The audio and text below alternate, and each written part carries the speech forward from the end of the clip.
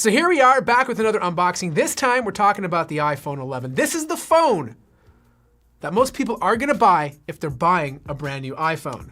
Now the one I have here is the new mint green version, or green as they're calling it. This year they decided to change all the colors up. They're not as vibrant and punchy, except if you're buying the red one. They have more of a pastel look to it. This is a very beautiful color, and as you can see, based on first impressions, they decided to make the glass into one piece. Prior iPhones, what they did instead was they had one piece of glass here, and then the camera bump used a separate piece of glass, not giving you the same type of finish. In the box, as usual, we got some paperwork, we got stickers. You guys know how I feel about those things. Actually, you know what? This time, I'm not gonna stick them on me. I'm actually going to save this. And if you want these stickers, and I know some of you actually like these stickers, I'll mail them to you. Oh God, Lord of mercy. 5-watt charger. I really wish they included the bigger charger they included with the Pro, with the regular iPhone 11. Like, look at the size difference between these two chargers. One is gonna take you a lot longer to charge your device. The other one is gonna do it significantly faster. Next up are the Lightning headphones. And last up, of course, you get the Lightning cable. Now it's time to remove the plastic. And usually I tell you guys to be quiet while I do this. Well, this time, I want you to be as loud as possible. Make as much noise as you can, except for you, Frank. You be quiet. Frank? Now, as you can see, it's the same sort of look and feel to the iPhone XR. I don't have the iPhone XR right now, but it's the same design. Nothing has changed in terms of button placement, the same sort of trim. All you're getting essentially is a brand new color and a second lens. Now, the beauty about this is that second lens is not a telephoto lens. I'm glad Apple decided to implement the ultra wide lens instead. So the phone's booted up. Face ID is slightly faster. I tested this in my previous video.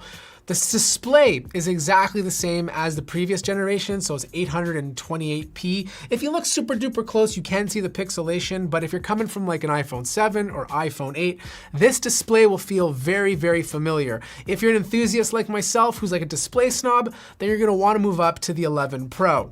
So just like the 11 Pro, you have the dual speaker setup, you have the spatial audio, Dolby Atmos, so the speaker quality should be the same. But let's test it to make sure.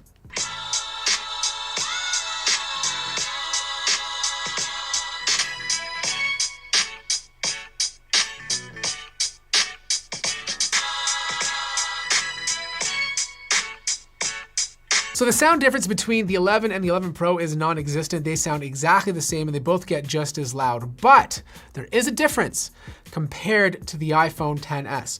With the iPhone XS, it gets to the same max volume as the 11, but there is less depth to the sound. Cameras on the front have been updated. You have a 12 megapixel sensor, so you're gonna get better selfies going forward. Things look better, and also if you put it in horizontal mode, it's going to crop out and allow more subjects into the photo frame. This is great if you're taking a lot of selfies. This does it naturally when it detects another person in the image. However, you can manually do it yourself by tapping the little arrow button on top of the screen. Just like I mentioned before, you also have quick take. By holding down the photo button, you can quickly switch it to video mode and begin recording right away.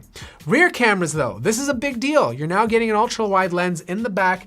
And like I've showed you on my previous video, you can go ahead and switch between them whenever you want. So right now I'm in the regular wide lens. I can go ahead and take a photo, and then I can switch over to the ultra wide lens and get more information in the frame. Like I mentioned with the 11 Pro video, the consistency between both of these lenses is superb. The color science is on point, which is really hard to do when you're using different focal lengths. The downfall to having an ultra wide lens is the aperture is a little bit lower, which means if you start using it in nighttime photography, you're not gonna get as much light into the sensor compared to the regular wide lens. So this was just a quick mini review slash unboxing, but I can say with confidence if you're deciding between the 11 and the 11 Pro that most people should just go with the 11. At the end of the day, you're paying a lot less for an iPhone, but still getting very similar results to the more expensive Pro devices.